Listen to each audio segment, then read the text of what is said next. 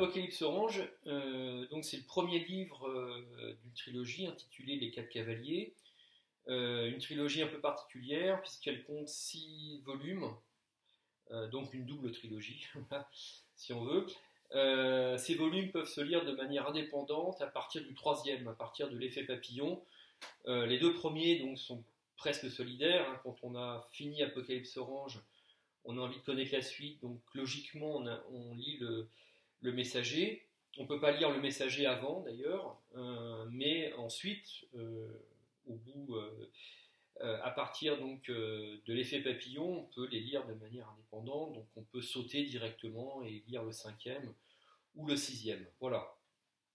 Donc dans cette vidéo, je vais surtout aborder la question de la fiction en tant que telle.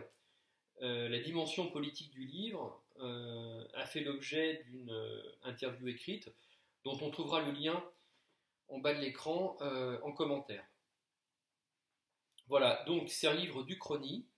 Alors qu'est-ce que c'est que l'Uchronie? C'est un principe qui consiste à modifier un événement historique passé et d'imaginer ensuite la société que ça peut produire. Donc l'événement en question, c'est la crise des missiles de Cuba de 62, qui existait, hein, voilà. Mais dans mon livre, ça a débouché sur une 3e guerre mondiale. Ça aurait pu d'ailleurs, on était très près.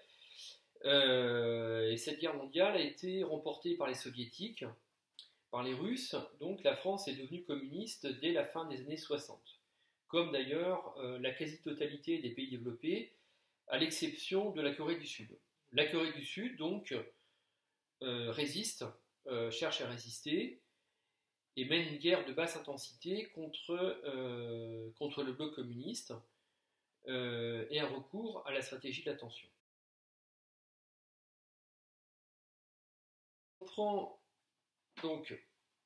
Si on prend les 4 principaux,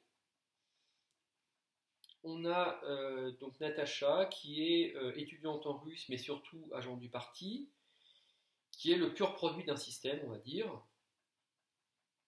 On a François, qui est aussi étudiant en russe, et qui ressemble au personnage de Lacombucien, c'est-à-dire qu'il est apolitique, voilà, il n'a pas une identité très très marquée, mais il va s'engager dans le parti car il tombe amoureux de Natacha. Voilà, au cours d'une mission d'infiltration, il va rencontrer Françoise, qui est proche d'un réseau de contre-révolutionnaires pro-sud-coréens, et par son intermédiaire, il va rencontrer Pauline, et comme il est influençable, eh bien, il va, sous leur influence, progressivement changer son fusil d'épaule et rejoindre les rangs de la résistance, ou du terrorisme, hein, suivant le point de vue duquel on se place. Donc évidemment, on devine qu'il va y avoir de gros problèmes. Et la question qui se pose, évidemment, c'est est-ce qu'il va aller jusqu'au bout de son engagement? Alors il y a d'autres personnages aussi qui jouent un rôle plus secondaire. Et il y a aussi, alors c'est pas vraiment un personnage, mais en tout cas ça joue un rôle très important dans le livre, c'est le soleil levant. Voilà, ce sont des pilules oranges, hein, d'où le titre Apocalypse Orange. Donc là, je n'en dis pas plus, hein, parce que je ne vais pas spoiler, sinon ça va dévoiler un ressort important de l'intrigue. C'est la notion d'engagement. Jusqu'où peut-on aller pour défendre une cause?